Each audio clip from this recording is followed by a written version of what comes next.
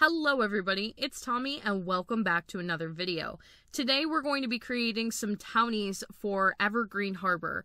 This is really the final stage in creating these little Disney themed worlds for my save file.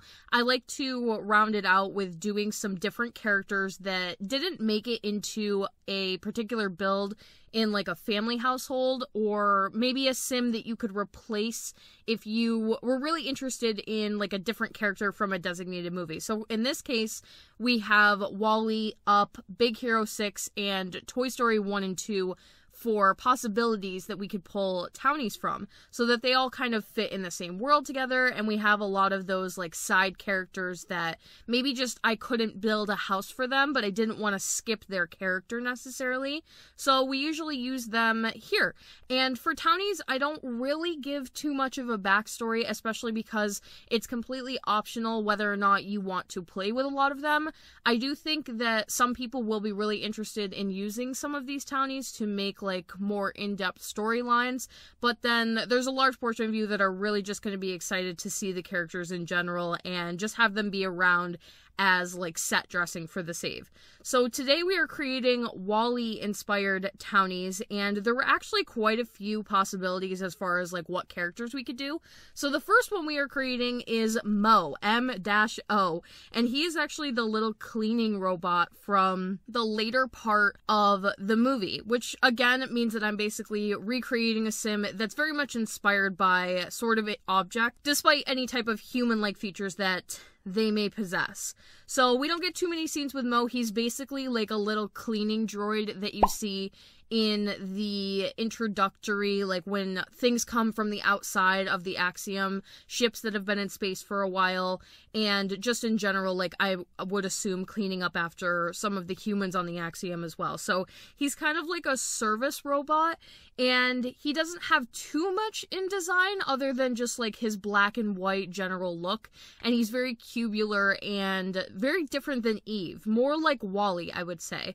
So I just decided to pretty much do whatever I wanted as far as like his facial features and everything go. I did match like the eye color, although we don't have like a true yellow eye color, which is something that I will change in the CC version of the Disney save, but for this we just have to use like the slightly hazel type of color. Although I wish we did have more of like a yellowy eye, because even for me personally, I do have more of like a yellowy brown eye myself, so sometimes it would be cool to be able to depict that. So it's always interesting the things that the Sims leaves out from time to time, especially in Create a Sim when you're doing something where you're trying to create like yourself or your friends or do a recreation such as this. You really have to kind of wonder what it is that makes them sometimes make these decisions. But nevertheless, he's a very simple character. Like I said, we were only really working with the two black and white colors, and then he does have a light that comes out of his head that is like a siren, and instead of just doing nothing or doing like some kind of a literal light, although I'm not really sure what I would have even done if that was the case, I just decided to use one of the variations of like the beanie hat. There's two in the game, and one is more like a slouched, and then there's the one that I've used here for Mo. I'm not actually sure if it is a beanie. It might technically be like another style of hat that I'm just not aware of like the terminology for, but that is Mo. Now we are going to be moving on to John and Mary. So John and Mary are the humans that we see towards the middle to late part of the movie, and they are some of the only like humans that we actually get any characterization for and some backstory for, and they become sort of helpful in the final scenes of the movie, saving WALL-E and helping Eve get the plant to the little compartment that she has to put it in to get the Axiom ship back to Earth.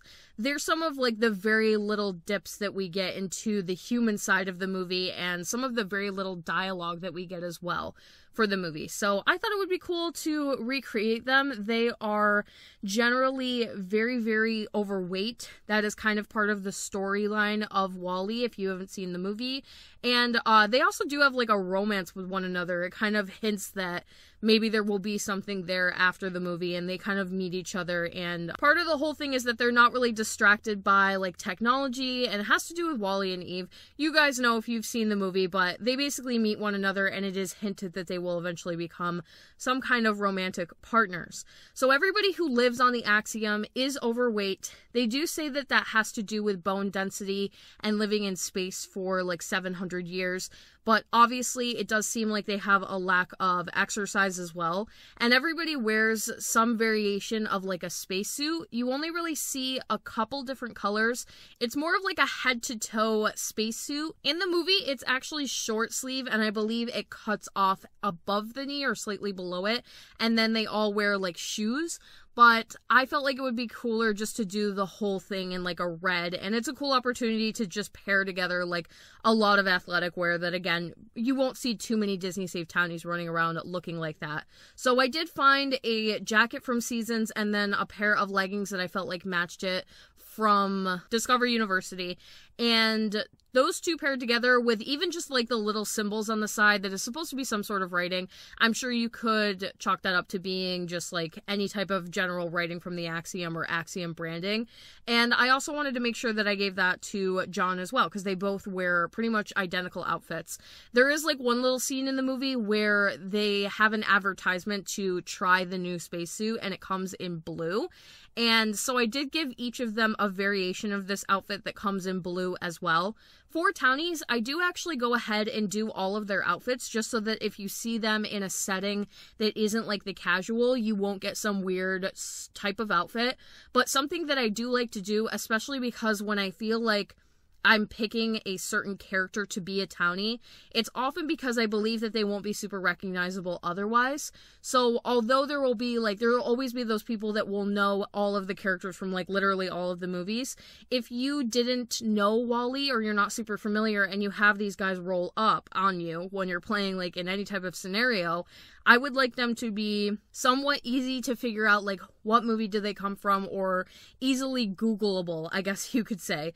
So I do try to add multiple outfits for them that actually pertain to whatever like situation they're in, but a lot of times I'll repeat outfits. So for Townies, the casual outfit, the winter outfit, and the summer outfit will generally be the same exact outfit. And even sometimes for like swimwear, if I feel like I can get away with it, or party wear too, because in my head I do tend to think of party wear as being a little bit more casual type of formal. So if I feel like I can get away with it, I will use it there as well. They are only shown in the one outfit, so it almost kind of makes sense to have them always be in that outfit, even though it will look a little bit strange sometimes in the Disney save. So just so you guys know, they are always fully stocked with all the outfits that you need, and I do put them on the gallery to download. They are currently not available, but they will be soon. I'm a little bit behind as usual when my gallery uploads, but they will be available soon. And if you are somebody who downloads the save file via just taking stuff off of the gallery, I do throw those up there so that you can generally just throw them into your little pool of Sims, so that you have extra Sims running around. And lastly, we have the captain of the Axiom ship, and his outfit is exactly the same as the other two, Mary and John. However, the captain does wear some kind of a captain's jacket over his shoulders, and it appears that it doesn't fit, so he kind of just buttons the top button and throws it over the back of his shoulders.